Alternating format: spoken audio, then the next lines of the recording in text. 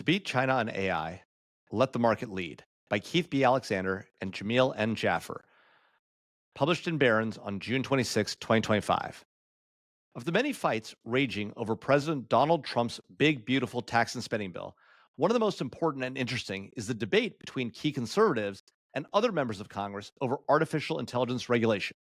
The debate turns on whether the federal government should cede regulatory power to a patchwork of state laws. The House and Senate were considering versions of a rule that would prevent state level AI regulation for a decade. While this is wise, a bigger focus should be placed on whether AI should be regulated at all, and if it is, what the rules should look like. The US has a generation defining opportunity to accelerate innovation and economic progress by embracing and ideally expanding its leading position in AI development. Authoritarian China is hot on our heels in the AI fight. The consequences of our choices now will shape our nation's economic future and its standing in the world. Governments at all levels should be careful not to impede that. Look at the policies that have made the US the world's top technology innovator since the dawn of the computer revolution. Our approach has been to incentivize the rapid development of technology by private startups backed by venture capital, while also investing public dollars into basic science research at universities and national labs. The results of this strategy are incontrovertible. 9 of the top 10 companies in the world by market cap are American, and 8 of them are technology focused companies.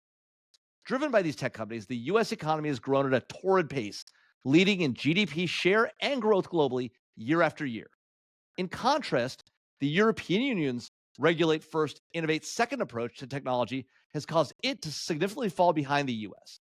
As the US confronts China in the next phase of the global tech race, we must avoid the mistakes of the EU and realize the only way to win is by supercharging tech in the private sector. Fundamentally, the US must innovate, not regulate. Americans must also acknowledge that we likely cannot outspend or outsteal the Chinese government. Beijing has made the use of its state-owned and state-influenced enterprises, supported by the state-sanctioned theft of intellectual property at a massive scale, the core of its economic growth strategy. US companies of all sizes, whether startups or hyperscalers, need sustained access to massive amounts of training data, powerful computing capabilities derived from access to cutting-edge chips and the raw materials necessary to make them. And they need significant stable sources of power. Laws, regulations, and legal liability rules, and court rulings that misinterpret existing law could create significant economic and national security risks. Any decisions that effectively starve leading AI companies of the training data, compute, or power they need will give China an edge that we can ill afford to provide.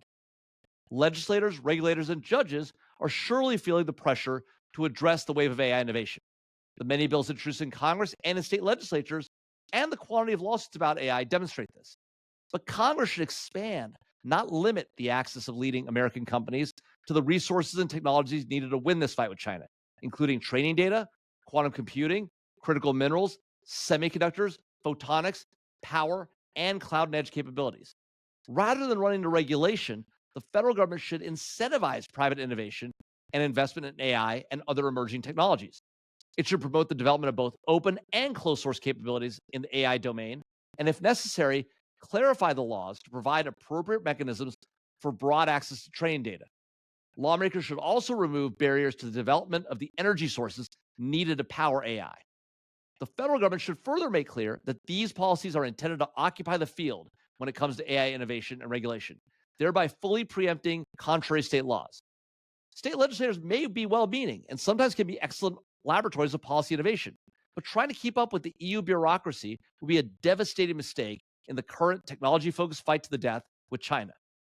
The US reasonably wants to promote trust, safety, and security in AI development. Private investors likely already had these priorities in mind. Indeed, a number of institutional investors who focus on dual-use national security capabilities have recently argued that investing in companies that bake trust, safety, and security into their core products is a core part of driving returns for their underlying investors. That is because, among other things, doing so promotes broader adoption of new technology, drives the stickiness of products, and protects their investments in startup intellectual property. It would make sense for the federal government to partner and work closely with those private investors and innovators who are willing to commit to the US and its allies and to reject relationships with companies or other investors who support our adversaries. Taking Chinese, Russian, Iranian, or North Korean capital, or investing alongside them or in companies selling to them, should be off the table for investors who want to partner closely with the federal government.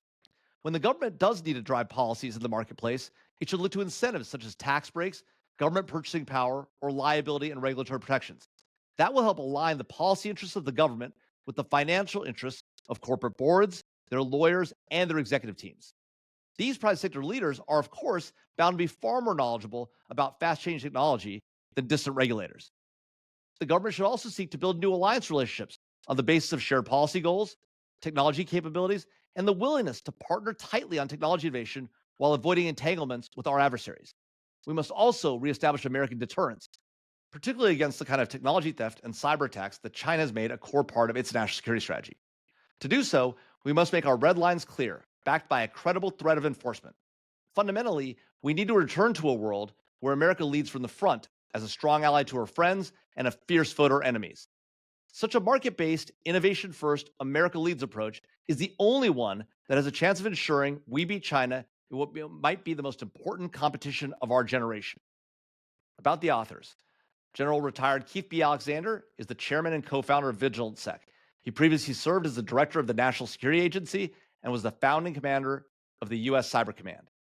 Jamil N. Jaffer is the founder and executive director of the National Security Institute at George Mason University's Antonin Scalia Law School. He previously served in the Bush administration in a variety of senior national security roles.